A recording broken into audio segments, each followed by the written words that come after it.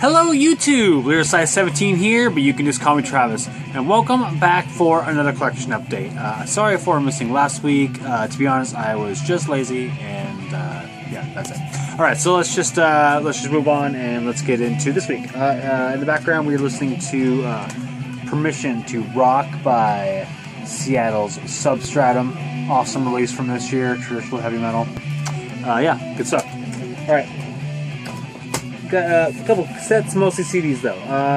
Let's start off with two from the same band.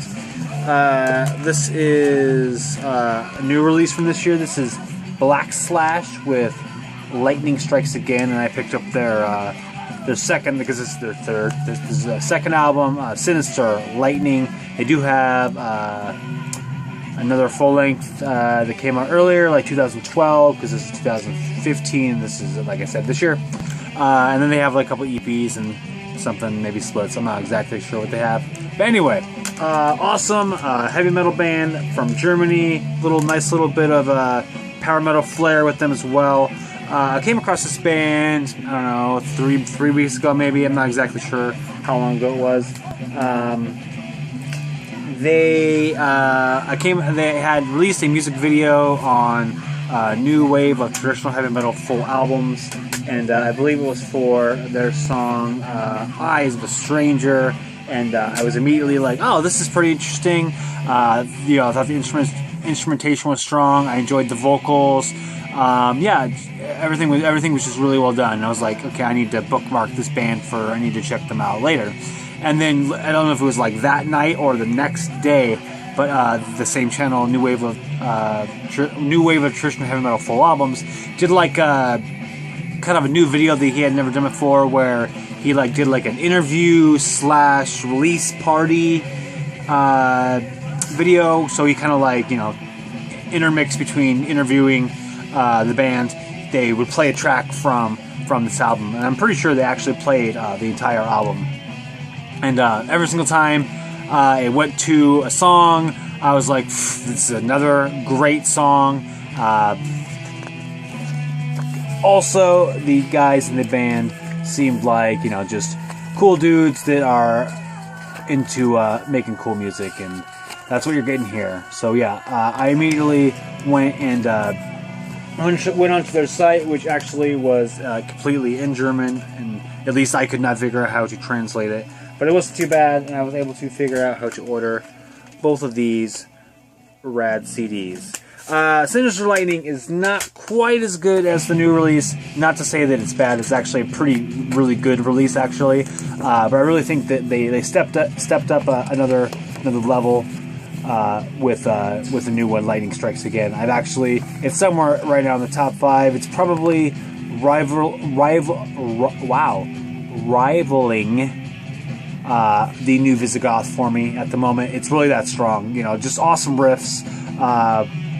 Really catchy, hooky vocals for the choruses, especially. There's lots of harmonizing going on. The solos are really strong.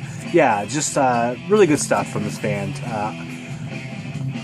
If I had to guess why I wasn't into them previously, I'm not really into the album art, so I might have judged the book by the cover and I've not checked them out. But I'm glad that I came across them now, because this is some pretty strong stuff, and this one in particular, Lightning Strikes Again, yeah, it's going to be on my end of the year list. This is a really good album. Yeah, awesome. All the songs are good, all of them. So yeah, if you're into the new wave of traditional heavy metal, especially if you like a little bit of power metal, I definitely recommend this one. Blackslash, Lightning Strikes Again. All right, another German new wave of traditional heavy metal band. Actually picked up their new release last year, having never picked up their earlier release. This is Attic with the Invocation. This one came out in 2012, I believe. This release on Van Records. Van always does an amazing job with their packaging, and this release is no different. Comes in this nice, well put together digipack. This is like I said, a new wave of traditional heavy metal band from Germany. definitely, if you've listened to them at all, you will immediately recognize that they are attempting to sound like King Diamond, and they are doing a good job of it. Particularly on this album, I would say they're much more of a worshipping, like that's kind of all they have really going for them on this particular release. Not that I don't enjoy it, I do.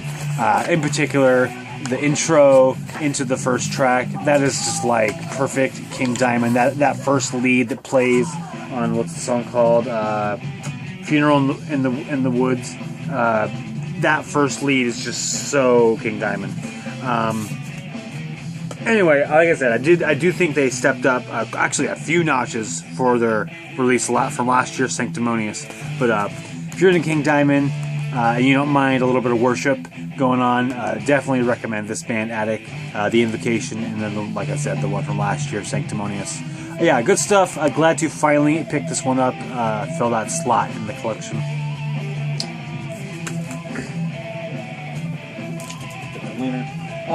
Next up, this is one from last year that everyone has already purchased, and I'm just now finally getting around to it.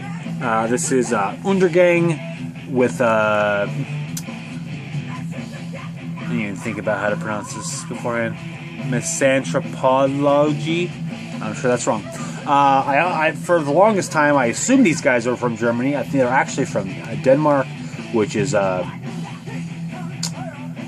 pretty cool because I don't really have a whole lot of Danish bands that I listen to off the top of my head. Like Merciful Fate and King Diamond's really all I could think of off the top of my head. I actually purchased this CD at Headsplit Records when I picked up this awesome Hacksaw t-shirt.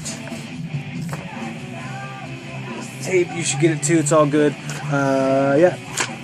Anyway, awesome gore grind, death metal, carcassy kind of stuff. You all know it. You're like, it was a very popular record last year. And yeah, it's just nothing super flashy or novel going on here, but this is just really well done, catchy, head bobbing, gore grind death metal. If you like Carcass, if you like anything, County Medical Examiners, anything that's like Carcass or worships Carcass, you're gonna be into this. Yeah, nothing else really to say about it. It's just really well done. So yeah, Undergang with let me try this again. I'm gonna pronounce it with the Misantropologi. Misantropologi. We'll go with that. Yeah, good stuff. Check it out. You already did. I'm late. Alright, let's go to a couple cassettes. Both these came in from my Le Fleur de Mal order when I ordered this, the Flešš Volume 1 reissue. I actually just spoke about this one 2 weeks ago when I actually ended up ordering the original repress. Now I just need the Melomarcana version, which I would love to get. Yeah, I'm not going to spend too much time talking about this one, as I just did, but raw black metal from up north in Canada.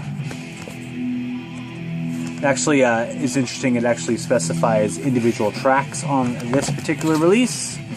I actually haven't to be honest, listened to the tape of this, as I assume it sounds like the other one, but I will have to check it out and see if it sounds different for whatever reason.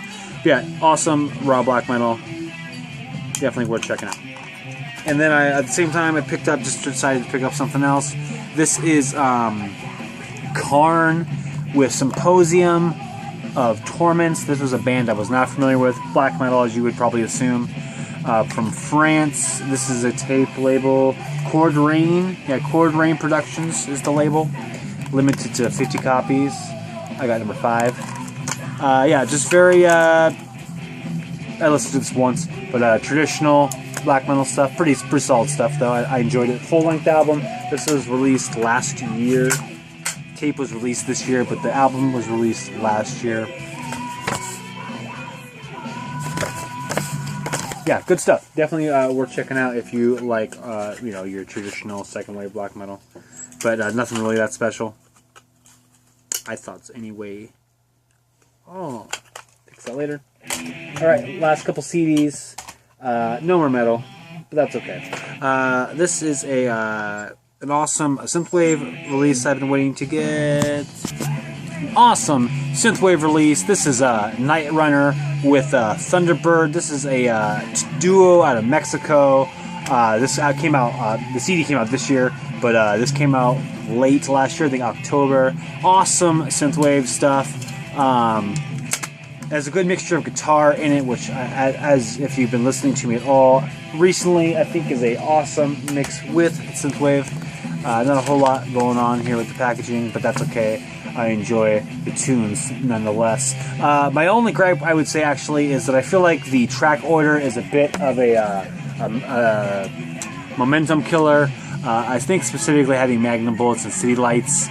Not that I don't like those songs, because I do like those songs, particularly City Lights with all the sax. But those two songs at number 4 and 5, I think kind of hurts the flow that's currently happening after the first 3 tracks, which are just like into it. Would have put those anyway. I would have put Magnum Bullets and City Lights a little bit later, but again, that's just if I have a gripe. Has a few bonus tracks on it, instrumental version of Magnum Bullets. A song called Those Creepy Kids, which I don't know if that's a re-release or what that is. They do have one other album that's only on vinyl that's hard to get and expensive. I didn't really look at it, so maybe it's a song from that. And then a couple remix versions of songs. But yeah, cool stuff. If you're into synthwave, if you are into some of the more dark synthy kind of stuff, so like Perturbator or the Midnight Danger that I've been talking a lot about lately. Definitely check out this album, Midnight Runner's Thunderbird. You will probably dig it. Alright, one more. This is a band I just picked up randomly, one of their releases recently, and yeah, this is Rush's 2112. I was ordering something else on Amazon, and even though I purchased Signals not online even, somehow Amazon still knew that I needed to have this album because it suggested it to me, and it was $3.99, and so I was like, okay, fine. So I ordered it. This is the one that was sort of stuck out to me as like, this is Rush's big album or whatever. I think probably mostly because of the title track, 2112, which is over 20 minutes long. Missed opportunity to have it actually be 2112 in length, but what you're gonna do. My initial opinion, I would say, is that I liked Signals a lot more than this one. I think the actual song 2112 itself is just okay. It definitely did not live up to the hype for me, which I don't know if the hype is real or imagined in my head, but it felt real. Good song, but it kind of at times felt disjointed and kind of just like pieced together, and not really a full song. But that's neither here or there. Anyway, cool stuff. I do sort of like the album in general, but again, I enjoy Signals more. But these guys are all just so talented as musicians that even songs I don't really like that much are just kind of enjoyable to listen to, just because they're all 3 of them are just so good at their instruments.